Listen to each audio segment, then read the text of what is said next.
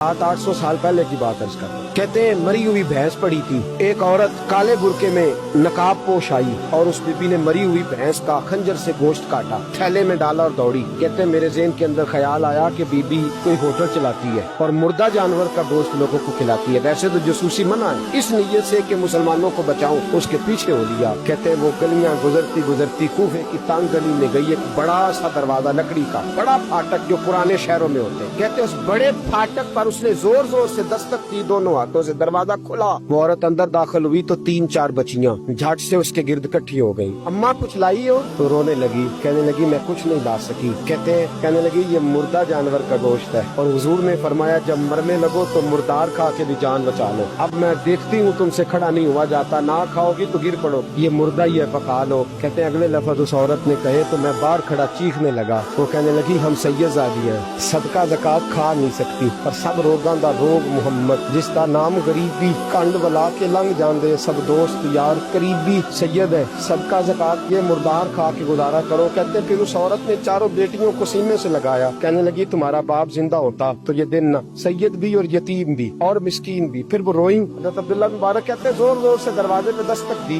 बीबी बाहर आई, कौन है? तो मैंने कहा मैं अब्दुल्ला बिन मुबारक हूँ, मुहद्दिस हूँ, जमाना मुझे जानता है, मेरे शागिर्दों की लिस्ट बड़ी लंबी है। कहने लगी अच्छा तू? कहने लगा ये 300 दिनार है, तू मेहरबानी करे तो रख ले, चले अपना काम करे हम जाने हमारा। कहते मैंने जमीन पे घुटने टेक के ना तो सैयदजादी के आगे हाथ बांध दिए। मैंने कहा मैं नौकर हूँ, तुम औलाद हो, मैं खादम हूँ, तुम नस्ल हो, मेहरबानी करो, मेहरबानी मेरे ऊपर मेहरबानी, पैसे रख लो। कहते मैंने वो पैसे दिए, मैं वापस लौटा। यार कहने लगे चल, मैंने कहा नहीं मैंने नहीं आज करना। कहने लगे कोई नया प्लाट लेने का प्रोग्राम बन गया, कोई नई इन्वेस्टमेंट, लोग ताने देते हैं ना, पर जेकर यार दे नाम दा मिले मेरा उन झोली पा लइए कुंजे सुटिए ना, जेकर यार दे नाम दी मिले सूली झूठा झूठ लइए पिछाटिए ना। कहते मैंने कहा यार जैसे तुम्हारी मर्जी समझ लो, ये मेरा राज है, मैं बताता नहीं। फरमाते लोग हज करने चले गए, मैं वतन आ गया, 6 माह के बाद काफले लौटे, जाग के सुनना जरा बात, मेरे नबी ने फरमाया तू मेरे उम्मती की परेशानी दूर कर, अल्लाह कामिल हज का सवाब देगा। फरमाया मेरे हबीब अलैहिस्सलाम की उम्मती हज़रत अब्दुल्ला बिन मुबारक फरमाते मैं आया हज करके, हाजी आया तो मैं बड़ी हसरत के साथ मैं घर में रोता था, सोचता था आज वो मिना में होंगे, आज वो मुज़दलिफा अरफात में होंगे, आज वो लोग जमरात की रमी कर रहे होंगे। मैं तड़प के सोचता था